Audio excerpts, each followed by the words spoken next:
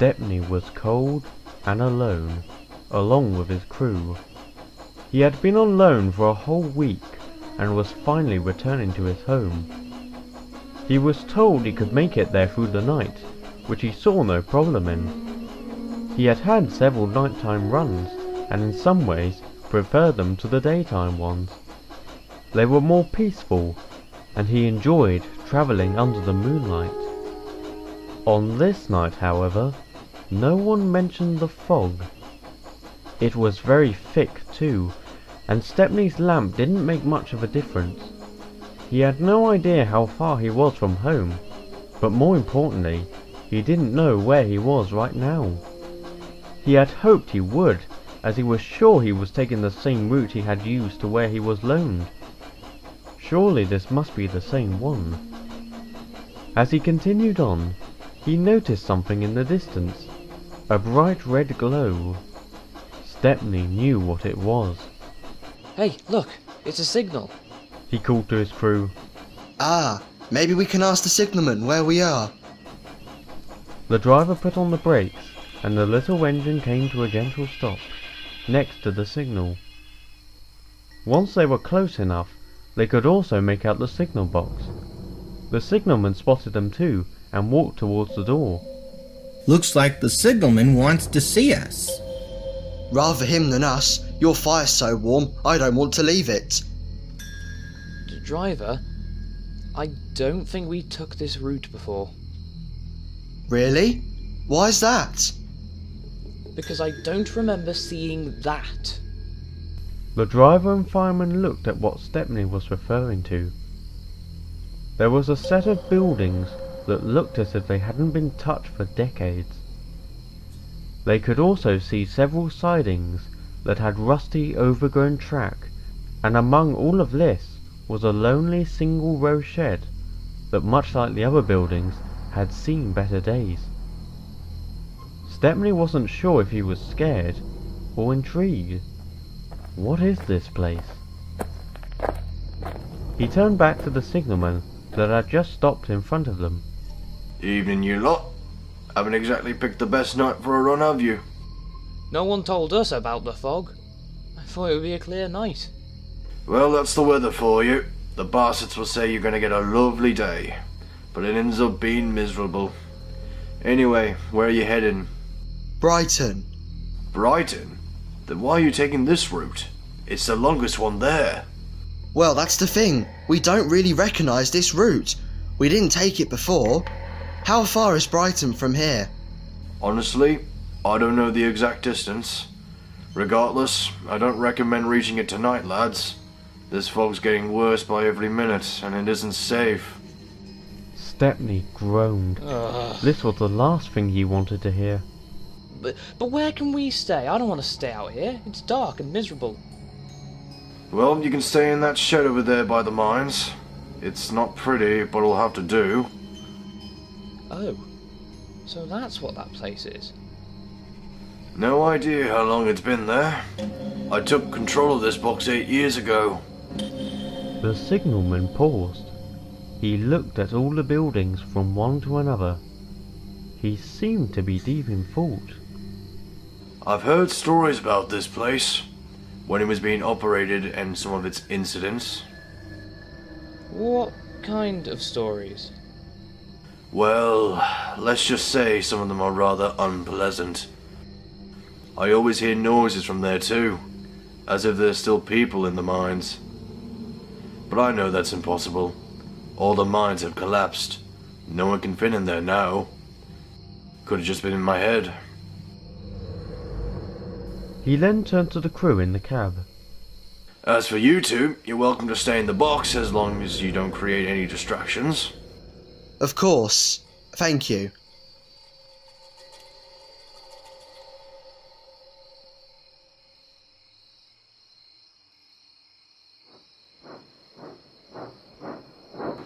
Stepney slowly backed down into the shed.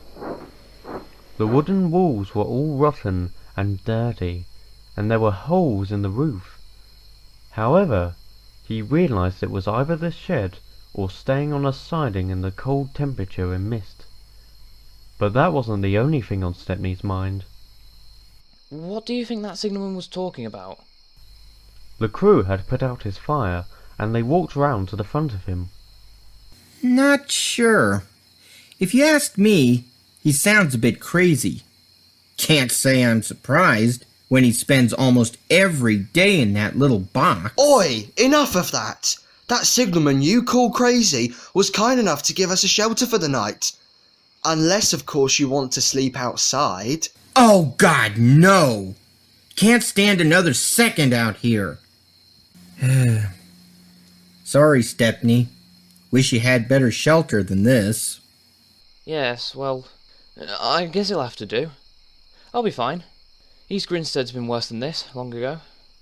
Make sure you get loads of rest, old boy. We've still got a way to go tomorrow. I'll try. Oh, good night, you two. Good night, Stepney. Good night, Stepney. And with that, the driver and fireman walked away towards the signal box. And now, Stepney was truly alone. He couldn't see very far in front of him. The mist made it feel like he was on a very small pocket of land, completely separated from the rest of the world. And there was no one. No one besides him.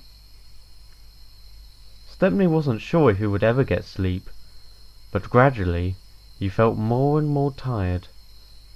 Finally, he closed his eyes and sleep took over.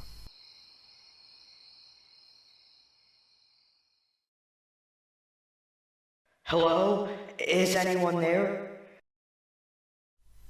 Stepney didn't know how long he was asleep. When he opened his eyes, everything was the same. He was still at the old mine, still in the old dirty shed. What was different was the mist. It was even thicker now, and the area around him felt even smaller. Of course, though, that wasn't what woke him. Stepney surveyed all the deserted buildings, but he couldn't see anyone. But if there's no one, who did he hear? Hello? Can anyone hear me? The voice had an echo to it, as if it was coming from a cave. That could only mean one thing. Stepney looked towards the mine entrances that he could just make out through the blanket of fog. Wait, someone is in there. Help! Someone please help! Stepney began to feel uneasy. That wasn't the same voice as before. Was there two people in there? Is anyone there? I'm trapped. Another one. How many were in there? Snapping out of his confusion, Stepney realized that the logical thing to do was to call back. So whoever was in there would know they would have been heard and would be freed. Stepney could only imagine how terrible it would be to be trapped inside a mine with no way out and no light to help them see. He would feel like a monster if he just stood by and did nothing. He opened his mouth to speak, but then he closed it. Stepney realized he had forgotten something. Something that the signalman had said. All the mines have collapsed. No one can fit in there now.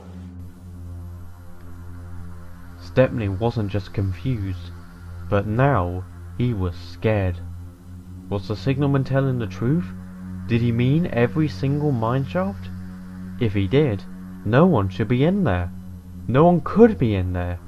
Hello? At that point, more cries can be heard, several voices now, all of them expressing nothing but complete fear and horror, and all Stepney could do was sit motionless and listen. He then made a decision. Whether it was impossible for them to be in there or not, he knew better than to ignore them. He opened his mouth to try and call out again. However, he was interrupted again, but not because of his thoughts. The voices were now not the only sounds he could hear. Now, he could make out the sounds of rocks crumbling within the mines, as if there was a large, deadly stampede. The calls for help were now replaced with crying and screaming. Any chances of saving whoever was in there had faded away. Stepney felt like crying. His fire was out, he couldn't see the signal box his crew was in, and the sounds of screaming showed no signs of ending. Then, without warning, there was silence. There was no more screaming, no more rocks crumbling, just silence. Stepney couldn't pull himself out of the shock he was in. Despite all he heard, it didn't add up. If the mines were buried, as the signalman said, then no one could be in there. But someone was in there. The thought of sleep never crossed Stepney's mind. He had just witnessed something terrifying. Something that shouldn't be possible. How could he sleep after that? As the night wore on, though, he felt more and more exhausted, and once again he closed his eyes and drifted into slumber.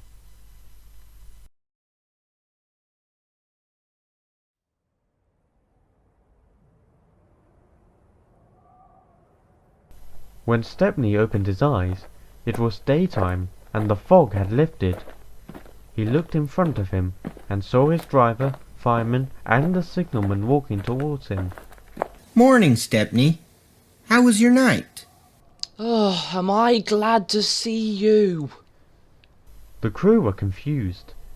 They then looked closely at their engine and realized he was very pale. Stepney? What's the matter? Are you okay? I heard something last night. There were noises. Noises coming from the mine. What? Are you serious? I wish I wasn't. Were they the sounds of people crying for help? All eyes immediately fixated on the signalman, and Stepney began to shiver. Yes. How did... Wait, what are you talking about? You know something about this too. I've heard stories like that in the mines before. I already told you that last night. But you said they were in your head. I said they could have just been in my head, but after what Stepney just said, I wish they were. There was a long silence.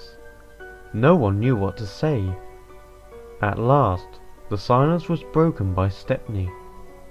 You said you heard stories about this mine. Stories that were unpleasant. What are they? Do they have something to do with what I heard last night? The signalman didn't respond for a moment, but then slowly nodded his head. From what I've been told, these mines were operated in the early 20th century. It only lasted 7 years. The reason why? It was known as one of the most dangerous places in Britain. Well, industries like this were usually dangerous back then, I should know. As an engine from the 19th century, Stepney had witnessed the growth and change of railways and industry throughout the last several decades. Not just in technology, but also the importance of safety. Nowadays, safety is regarded as a top priority, unlike back then. Yeah, but anyone who's worked there got the worst of it. The equipment was rarely well maintained and most of it was out of date. That sort of thing led to accidents. Well, I say accidents, but if the people in charge did their job and made sure the place was in proper working condition, it would have lasted longer.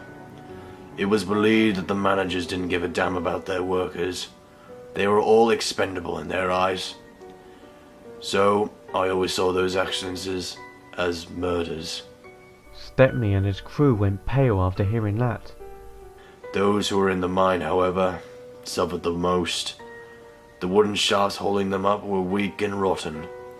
No one had ever considered replacing them.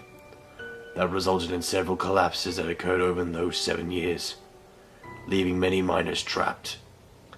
At least when it came to those with the equipment, their deaths were most quick and painless. But those in the mines, their pain was almost endless. They had no light, no food, and sometimes no air. They could do nothing except for cry for help, hoping it would come. It rarely did. The voices you heard last night, Stepney, were those men who were sadly unlucky. Stepney was horrified. He now wished he didn't ask for this, but it was too late now. I knew one of those lucky few. He was only at the mine for a year, but one time being trapped was too much. Once he was freed, he resigned and exposed the careless management. That was in 1909, the same year the mine closed. As for this person, let's just say if this man didn't survive, I wouldn't be here right now. What are you talking about? That man was my father. He got a new job as a shopkeeper, and I was born 2 years after he left the mine. He told me all this when I was a teenager, and well, my reaction was the same as yours. When I became the signalman and was assigned to this box, at first I was scared, but when I think about it, it felt right for me to be here, to keep those lonely miners some company, as the son of one of their colleagues, even though I can't help them, and I have to listen to them suffer almost every single night.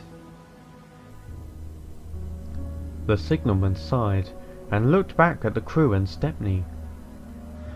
I called ahead, and there aren't any trains scheduled to come down this route, so you have a clear path. Sorry I scared you. It's fine. Stepney said quietly. In truth, he wasn't scared anymore, but felt sad. The crew entered the cab, and the little engine puffed away.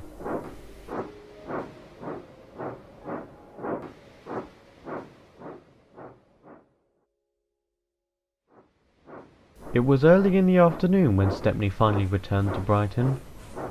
Several engines passed him, whistling hello. He whistled back, but his peeps were short and quiet. The shed was mostly empty, save for a few engines. Without saying a word, Stepney went to the very back of the shed.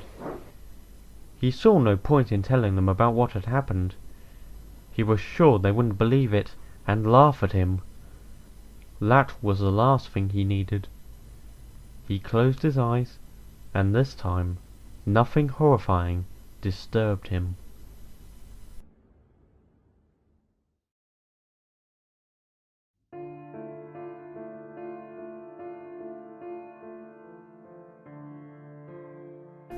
Stepney never went past the old mine again. He never had the chance, as a year later he was withdrawn from service and taken to a scrapyard. He wasn't there for long though, as he was restored and purchased by the Bluebell Railway, where, aside from a few visits to other railways, he has remained ever since. He did eventually learn that the route he had taken on that night was ripped up due to the lack of any important traffic. However, he never learned what became of the signalman. Naturally, he lost his job there, but what about afterwards? Did he get a new job? Perhaps he was assigned to another box. He didn't know, and he never would. As time went on, Stepney thought less about the old mine. What he encountered there didn't seem to matter anymore. The line that went past it was now gone, and it was a place that the world would soon forget.